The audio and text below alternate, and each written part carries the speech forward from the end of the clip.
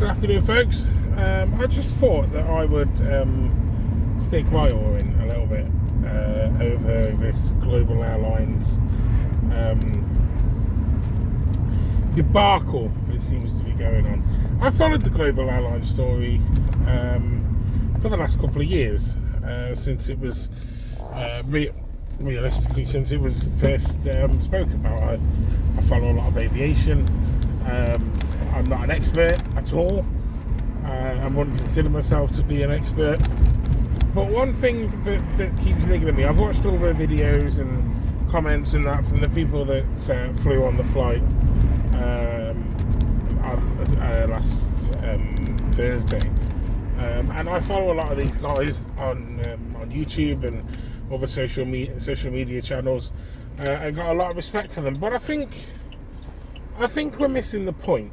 I think some people are missing the point here, that somebody has, like James, he's gone out there and, he has delivered on what he said he was going to deliver on. Yes, albeit it's not perfect. Things are not quite there yet. It's not exactly probably where he wants it to be. But the guy's been and done it.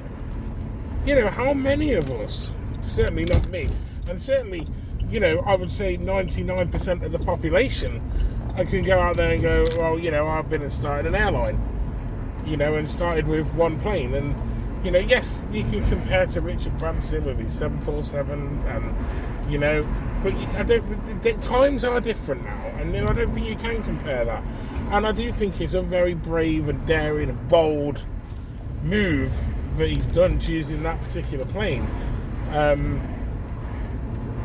And like I said, but according to what I've said, I've not been on it myself. I couldn't really afford to go on the trip, otherwise I would have done. Just so I could see first, because I'm a great advocate of new things. Yes, like I said, it may not be perfect yet. It may not be perfect. But how many of you can say? How many of you have gone out there and done that and realised, your dream? Eh? How many? Right? Most of you, most people won't get up off the sofa. They might go and start an airline. Now that may seem a bit harsh, but it's from my point of view, it's I've seen it firsthand. I go out every day to work. I've just started a new YouTube channel myself for documenting some travel vlogs and stuff, and I haven't actually got round to putting anything on there yet. I've got a lot of videos to do there too, but time at work, so time is impossible. But I just want to say I think there's a lot of people who got this wrong, and that I wish this guy, I wish James all the best, and and I hope it does work out, because sorry about that. I hope it does work out, because everyone deserves to follow their dream, and all these people, the haters are always going to hate. I'm pretty sick and tired of going online and seeing a story about global airlines, and you've got the all the aviation experts there. Oh, it hasn't even got an operator's license. It will do. Everything takes time. Nothing happens overnight. Yes, they've had a couple of years, but a couple of years in business is nothing, especially in terms of building a brand new airline. I don't believe that. I don't believe that we've been given enough time. Maybe he operated this earlier than he wanted to. I don't know the ins and outs of it. Maybe he just wasn't ready, but he wanted to prove the haters wrong. Everyone's saying that the planes wouldn't lift off, or the plane wouldn't lift off, and it wouldn't go anywhere. Well, he's proved that wrong, hasn't he? I mean, that's been defunct completely, because obviously the plane has gone somewhere, and it left Glasgow Airport last week and arrived at JFK. Because that was what his intended plan was. And he's coming back, and he'll go to Manchester as intended. I'm absolutely sure of that. And I'm also absolutely sure of it this isn't the only time we're going to see.